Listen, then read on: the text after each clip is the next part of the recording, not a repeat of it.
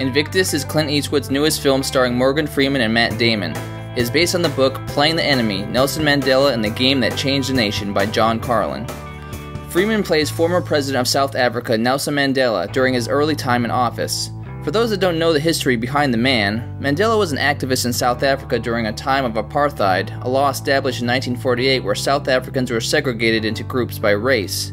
He was imprisoned for 27 years until his release in February of 1990, where 4 years later he became the country's first black president, finally ending apartheid. The story begins here. Freeman's Mandela is caring, calm, and confident and foresees a unified nation in his sight, but the country remains divided, and unlike Mandela, blacks haven't forgiven whites for their crimes against them, and tension remains between them.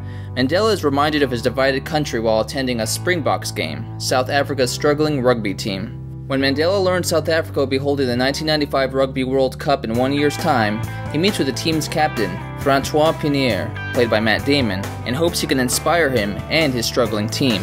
If South Africa can win, it could possibly breathe new life into a torn country, bringing everyone together and united. Invictus doesn't really focus on Mandela like most would think. Rather than focusing on the politics, it focuses on the morals and changes Mandela wanted to bring to his country from the bottom of his heart. There are no surprises here. Eastwood directs the movie with precision, and the script is quite historically accurate, so if you're familiar with who won the '95 Rugby World Cup, the story isn't much of a surprise.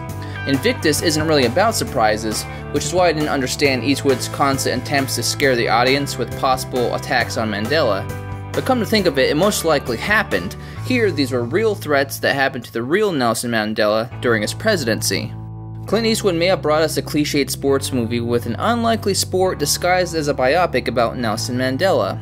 But when I say cliched, I only mean we've seen this sports movie before with other sports, maybe even ones we're more familiar with. But we root for the Springboks team, just as any South African did almost 15 years ago. The vision of Nelson Mandela brought a country together, and the vision of Clint Eastwood has made us appreciate that vision.